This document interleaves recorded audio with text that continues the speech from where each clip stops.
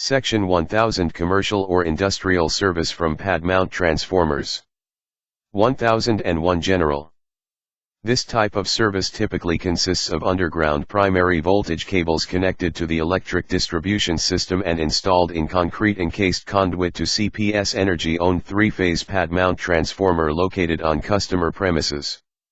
Service is supplied to customer from the PADMOUNT transformer's secondary terminals. 1001 Demand loads over 300 kVA.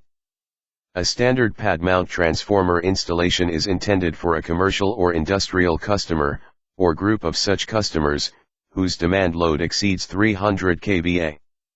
CPS Energy will determine the rating of the transformer required to serve the customer.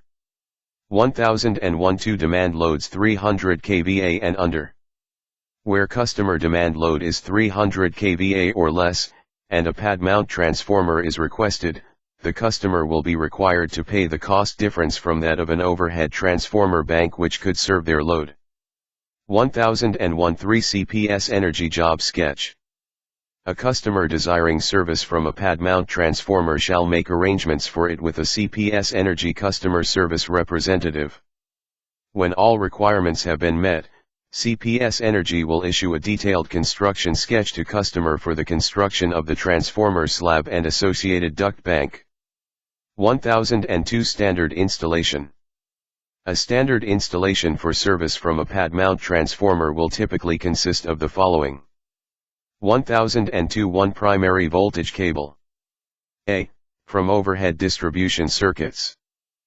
Primary voltage cables from CPS Energy's overhead distribution circuit to the primary terminals of the PADMOUNT transformer will be furnished and installed by CPS Energy. CPS Energy will install a riser pole for the purpose of making the transition from the overhead circuit conductors to underground cable to supply the PADMOUNT transformer. B. From underground distribution systems. Primary voltage cables from an underground distribution circuit to the primary terminals of the transformer will be furnished and installed by CPS Energy. In underground distribution systems, the primary voltage cables that serve a PADMOUNT transformer will either originate from a three-phase PADMOUNT switchgear directly or may be spliced into the existing primary voltage cables of the underground system. Customer shall coordinate with the CPS Energy customer service representative to determine service availability options from existing underground distribution systems. 1002 2 Primary duct line. The primary voltage cables shall be installed in concrete encased conduits, duct line, from the riser pole or other source up to the transformer slab. Customer shall install the duct line in accordance with the standards outlined in this section and other drawings/specifications issued by CPS Energy for each three-phase PADMOUNT service installation. The conduits shall be continuous except for watertight couplings and shall be left clean with both ends plugged. Customer shall be responsible for furnishing all materials required for the installation of the duct line, including conduits, spacers, and concrete. A. Number of conduits. The standard duct line installation for a radial feed to a PADMOUNT transformer shall consist of two 4-inch concrete encased conduits. For loop feeds, the standard duct line to a PADMOUNT transformer shall consist of three 4-inch concrete encased conduits. However, the main duct line shall be designed with the necessary number of conduits to accommodate future growth. B. Routing and separation from other utilities. Customer will submit a proposed duct line route and length for review and approval by CPS Energy. The duct line may not be installed under any permanent structure or building. In addition, the duct line must have a minimum of 12 inches of vertical separation from any utility and 36 inches of horizontal separation. C. Duct line length. The minimum distance between riser pole and closest edge of transformer slab is 15 feet. The maximum duct line length will be limited by the primary cable pulling tensions and will be determined by the CPS Energy customer service representative.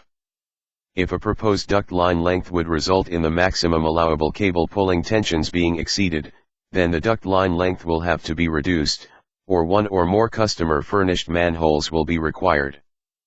D. Transposition of conduits in duct line.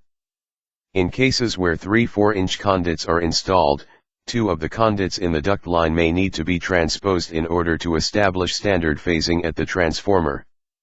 This transposition will be indicated on the CPS energy job sketch and will typically occur at the base of the riser pole. Approved conduit types. The standard installation for underground duct lines shall consist of PVC conduits, Schedule 40 or Schedule 80, rated for 90 degrees Celsius temperature, listed for above ground and underground use.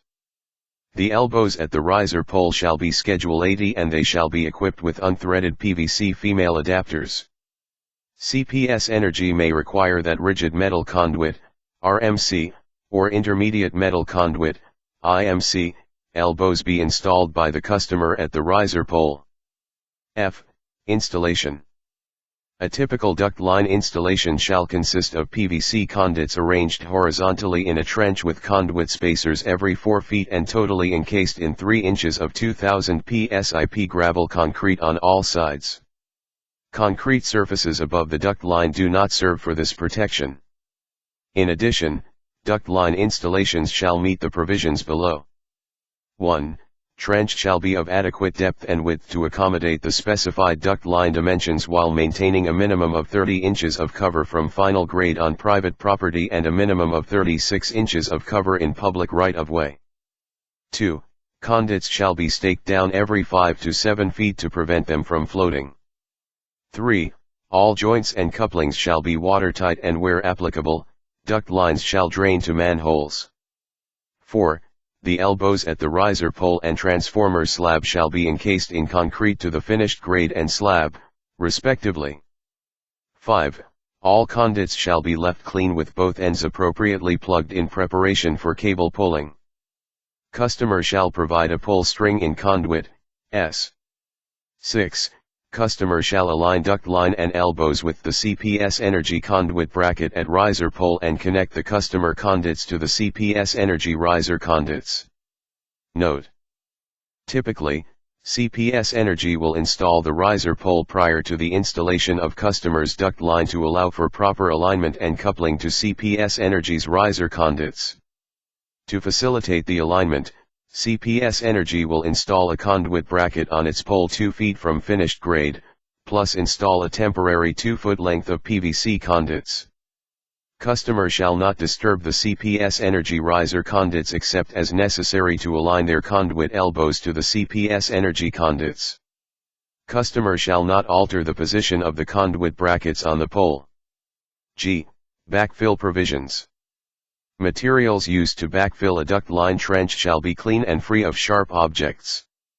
Customer shall be responsible for backfilling trench in accordance with CPS Energy specifications. Exception: duct lines installed across streets, or other drivable areas shall be backfilled with flowable fill from the top of the concrete encased duct line to within 6 inches of final pavement surface. Inspections.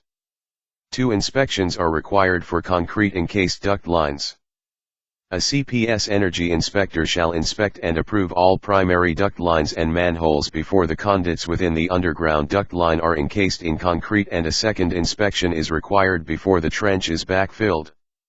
COSA or other AHJ inspectors do not make these inspections. To schedule an inspection, customer may contact the CPS Energy customer service representative or refer to helpful numbers listed on the inside front cover page. Note: CPS Energy may require customer to remove any or all of the backfill and concrete if an inspection was not performed as required.